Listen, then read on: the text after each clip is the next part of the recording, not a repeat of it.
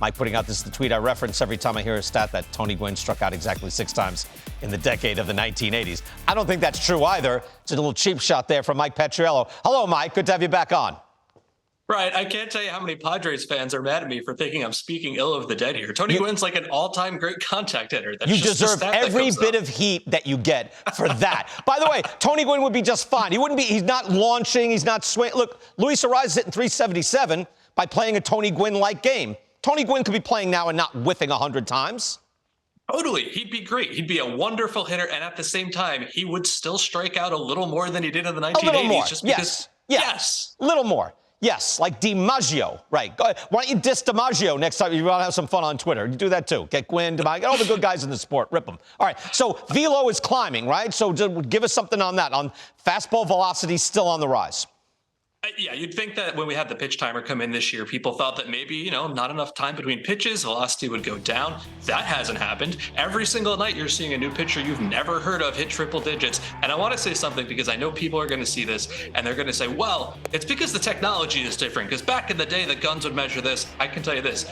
From 2008 to the present, technology is measured on the exact same scale. It's out of the hand. You want to go back to what the jugs guns were 35, 40 years ago? Sure, fine. It is indisputable that velocity is going up, and that is why batting averages are always down. I know up a little bit this year. It's harder than ever to hit. That is why. Right. So, yeah, in the strikeout era, when even in 2008 up, it's apples to apples. Exactly. Right. It's measured the same way. It's up a tick, like from the ye olden times. Right. I see this, like Padres all year, not hitting with runners in scoring position. Yankees, I know you're pointing out, struggling with runners in scoring position. It's funny. I see this, and I often think, yeah, but that's not a thing. It's happenstance. Am I wrong on that?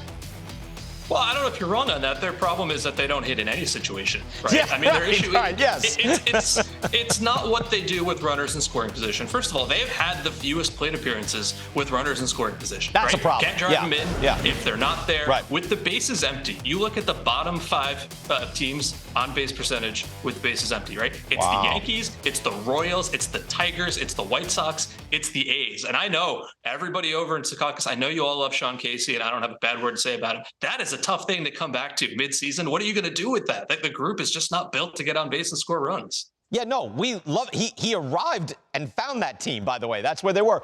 That's stunning. So, that's the essential problem. Now, any explanation for the Padres at all, quickly, on that? Like, where it's like they're not coming through in the clutch, but is that even a thing?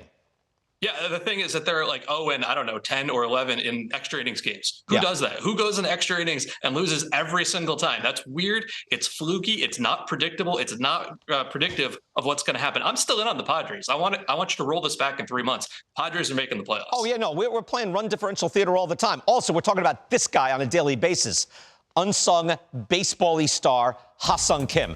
Mike, I thought Kim, here is his 3 years in the United States. I thought Kim was a good player in 2021 when his OPS plus was 73. That's his first year in the U.S. major leagues, but he had such good process at the plate. He was an excellent fielder, excellent base runner. So last year, he's above league average with a 106, so he's an excellent player now. This year with a 380 on base, 134 OPS plus, his awareness, his aggression still there. At this point, he's a star. So give us something on Kim.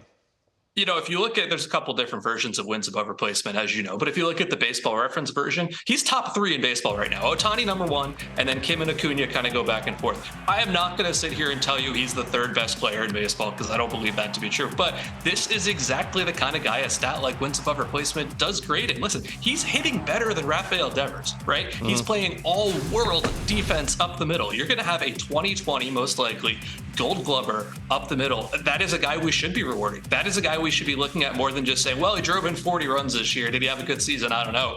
Wins above replacement is telling you Ha-seong Kim has been one of the best players in the sport this year. You don't have to say he's 3rd. You can say he's 10th, 15th. I don't care. He's having a wonderful season. That reflects his value. I think the mob is getting to you a little bit. Like, who's to say he's not equal to the value of Freddie Freeman or Ronald Acuna? I'm saying it's possible, right? No, you've seen him play. Are you sure? Really? The fielding, yes. The base running, and by the way, he's got a 134 OPS plus. It's not that far back. It's not like Judge hitting last year where, no, you can't bridge that gap. Are you sure?